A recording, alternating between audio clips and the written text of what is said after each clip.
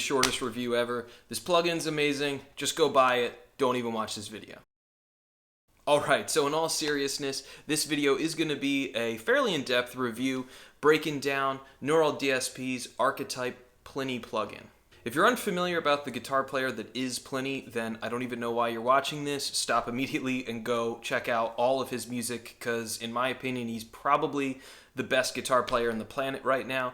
His ability to combine songwriting with dynamics, with just sheer musicianship, and his just overall technical ability. I just think the guy is absolutely incredible. So quickly, before we switch over to the computer and kind of show you the different tones that I was getting, all of this track was recorded on my Strandberg Bowden Metal 8. It has Fishman Fluence modern pickups, and they were on the like the modern setting on the push-pull of the tone pot the whole time.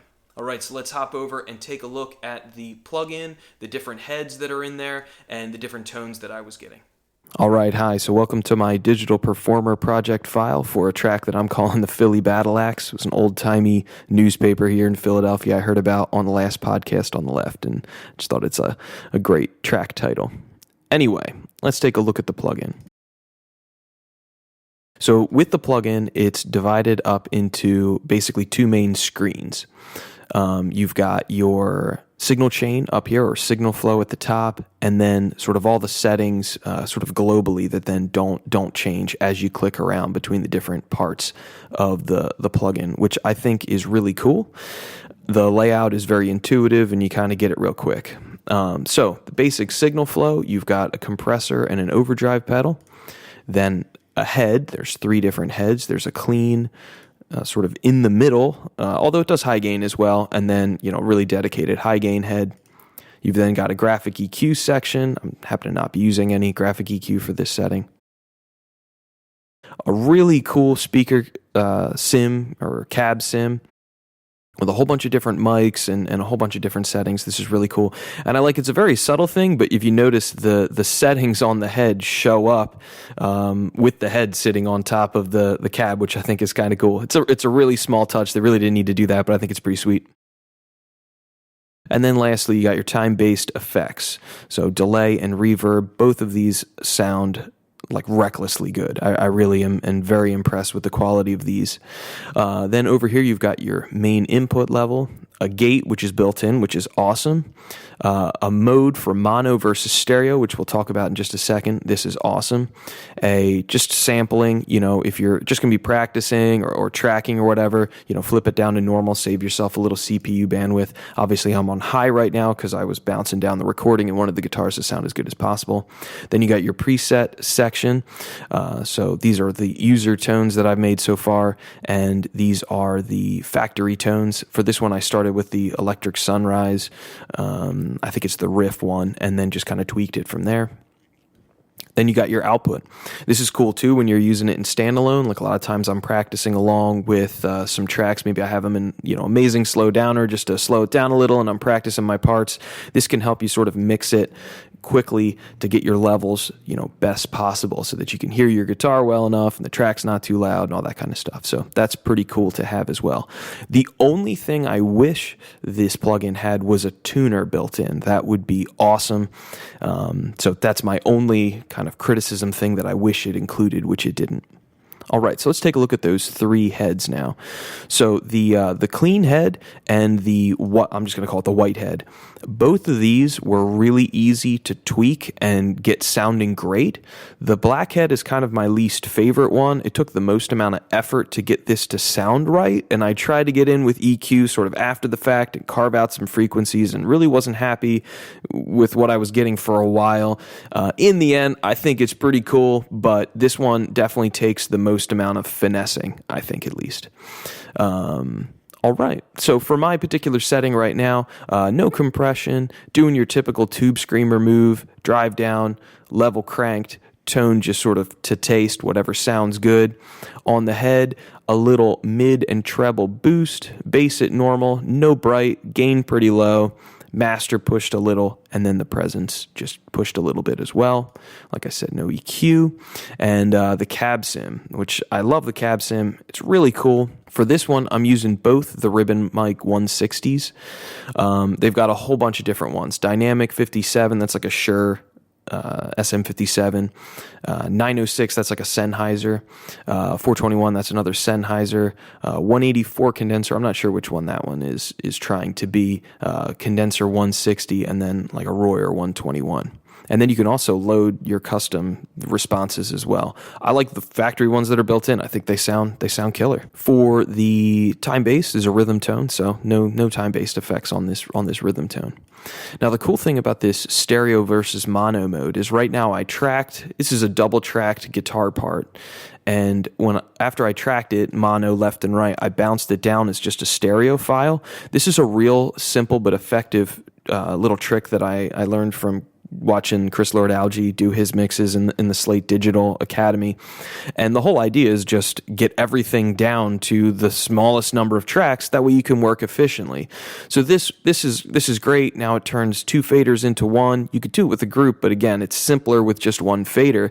And then if you just tell the plugin that you have a stereo source coming in, it automatically treats that stereo source, which saves you bandwidth basically. So if you've got double tracked guitars like I do here and here, and you don't want to process each channel individually, which, this is a demo, I'm just trying to save as much work as possible just to get this done.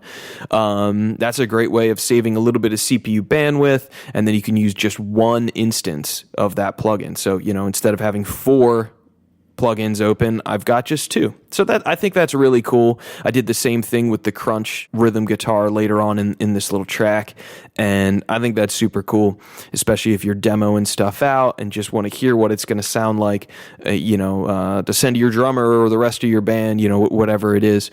So I'll play the rhythm guitar so you can hear the tone that I had, and then we'll talk about the post sort of EQing that I was doing.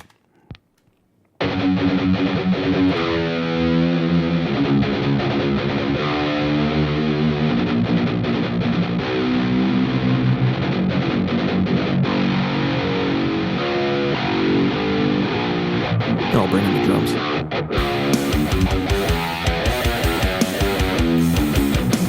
the bass.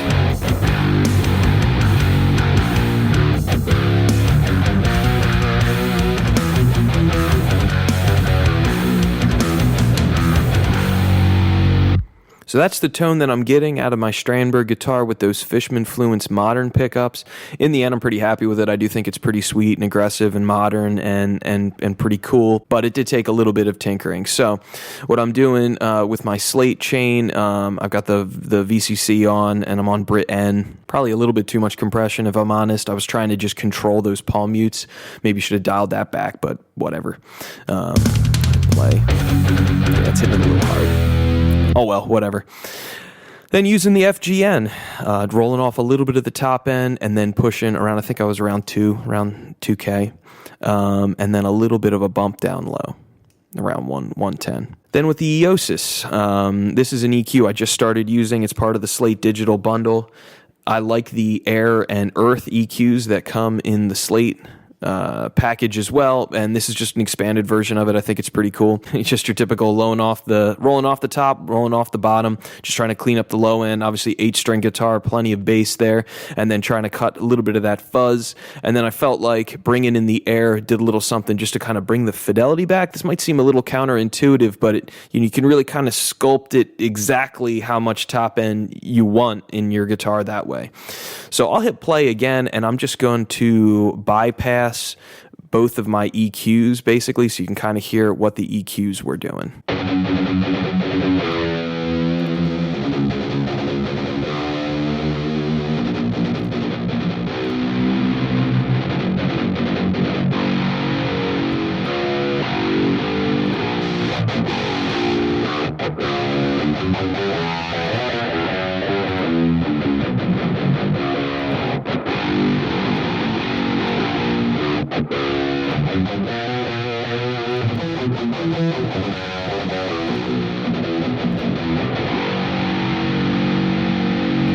So So that's basically what I'm doing after the fact, processing wise. This is the most sort of intensive channel or sound processing wise that I had to do. Like I said, I'm happy with it in the end. It just took a little bit more tweaking than I was expecting. All right, moving on, let's take a look at this lead channel. For this one, I've got a little bit, or actually substantial amount of compression, doing your typical overdrive trick, just sort of rolled the tone back. On the head, a lot of mid, decent amount of treble, a lot of presence, and then rolling the bass back and have the bright switch on. No EQ here. Same basic setting on the cab. I just thought it sounded good and was trying to move quick. No processing here. I'm using a send for both my delay and my reverb. I was having trouble feeling like I was getting a stereo delay, so I ended up setting up the Plini delay as a send instead. That's also a cool little trick. So, if let's say you want to send some of your keyboard parts to that delay or reverb, you can set it up as a send and then just turn everything else off. So like, compression's off and the head's off, and the EQ is off, and cab sim is off. And then just have that wet dry at 100%. And then you can then use this as a send. You could send vocals to it. You could send keys to it. You could send anything to it that way. This reverb and the delay both sound great. So, just because it's in a guitar suite doesn't mean that you can't use it on other things. So that's the way that I was doing. I felt like I was getting the best, sort of quickly doing it that way. As far as my EQ, a little bit more shaping here going on with the Eosis. So we'll do kind of the same thing. I'll pull it up on its own. It's not exactly my finest playing, but whatever. I'll play it in solo first.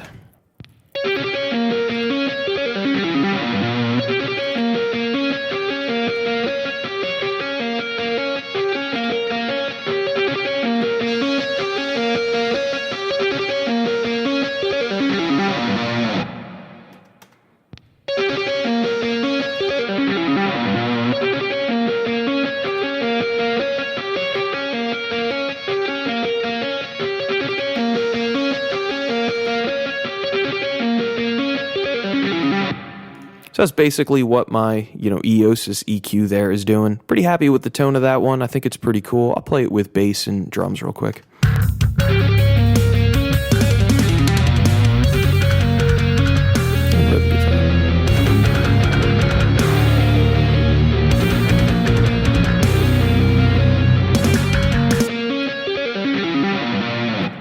So I think that one turned out really, really cool. I'm happy with that one.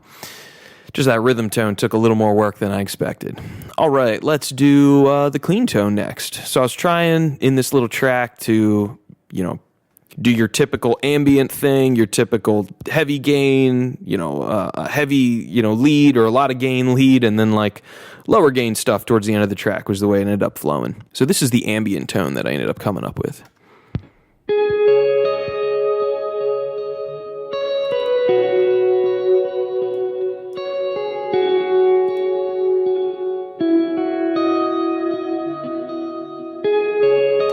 So for this one, a little bit lighter on the compression, no drive. On the clean head, the gains rolled back a little, basses rolled back a little, big cut to the middle, little cut to the treble, and then got that bright switch on. Doing a little EQing over here, just felt like I was getting too much top end, so, was just rolling it off a little.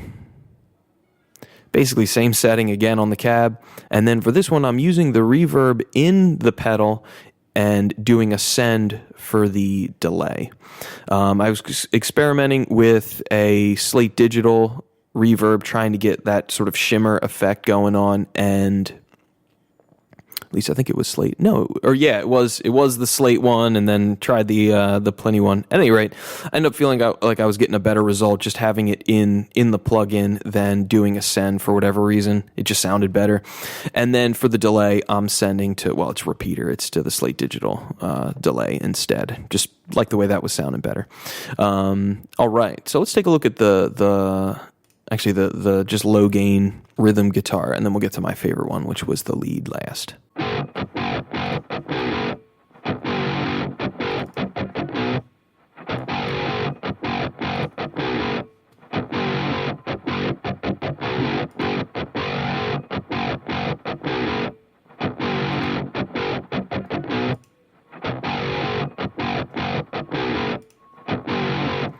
So really happy with this tone. I thought it was really cool, kind of pushing the drive more, rolling the tone back, and then using that white head. This one is actually my favorite of the three.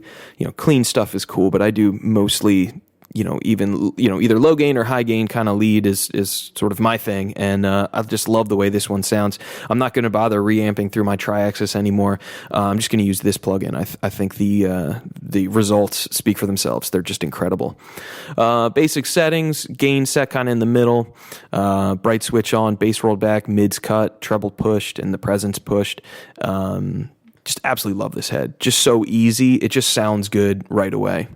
Basically same cab setting. Again, I love the little detail there. I think it's awesome. And nothing in time bass because this is a rhythm guitar effect. I did do a little bit more scooping in the Eosis for this one, so I'll play it again and I'll do what I was doing, just kind of turn stuff on and off so you can hear how I was ending up with that sort of final product. So I'll turn off the whole EQ.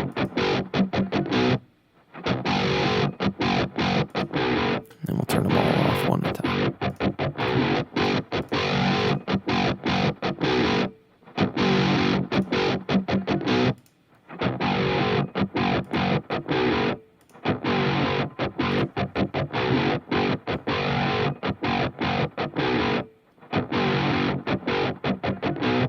So I'm really happy with that. I think that sounds great. I'll play it with my kind of crappy sounding Reason drums. I'm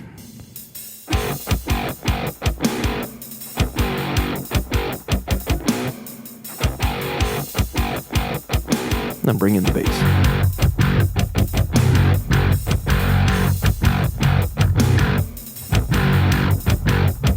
Really happy with that. That's as generic-gent as you could possibly get musically, but really happy with the way that sounded. Love the Strandberg guitar through this plugin. All right, moving on to my favorite thing, kind of saved what I think is the best for the last.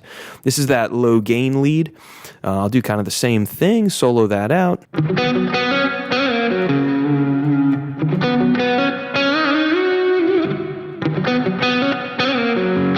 Might have a little bit too much verb on it, but whatever.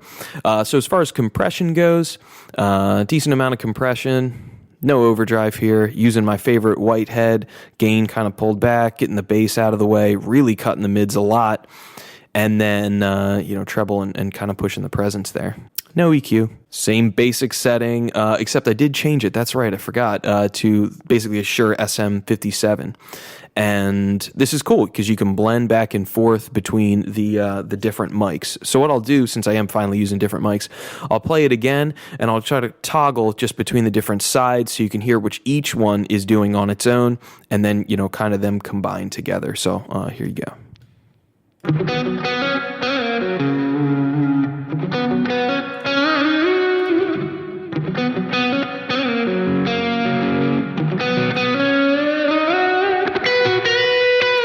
Now, obviously, what's super cool about this is, you could push this mic more onto the cone to get more top end and a little bit more of that, like, kind of, maybe sort of harshness, and then move this one so it's a little bit further back. I mean, there's so many things that you can do here just by grabbing them and dragging them and moving them around. And I really love the way this all sounds. It's super easy to use. It's really intuitive. And, I felt like got a great sound with very little effort. And I'm doing sends for the time-based. So let's just take a look at the rest of the processing real quick. Just using the Eosis, real simple, filtering on the low and top end. If you don't do this thing, everybody talks about it, rolling off low end. And I'm not even super high. I mean, what am I, around 50? Yeah, I'm 55 hertz. This is going to, just doing this to most channels is going to really improve your mixes. It's going to clean up the low end, lets the bass and the kick drum, and if you have anything else, like maybe you've got like a synthesizer that's down there that you want to be occupying that space, that's cool. This, makes sure the guitar doesn't get in the way of the low frequencies. And obviously rolling off the top end is good just because guitar tends to be a little harsh and sort of sizzly in the top. This isn't terribly high either. What am I at? Yeah, 7.7 kilohertz. So just a little bit. Didn't feel like I needed to do the air boost that I was doing on the other ones because it was just so slight. Oh, and then just a little compression. I felt like the FG Stress was working well to bring out the sort of pick attack on those couple like sort of percussive elements. It's super subtle. FG Stress is amazing in general.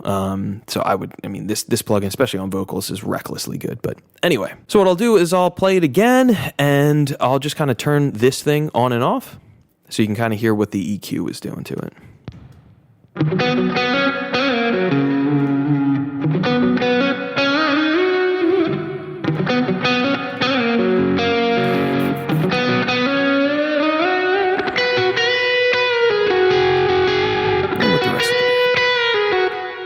Oops.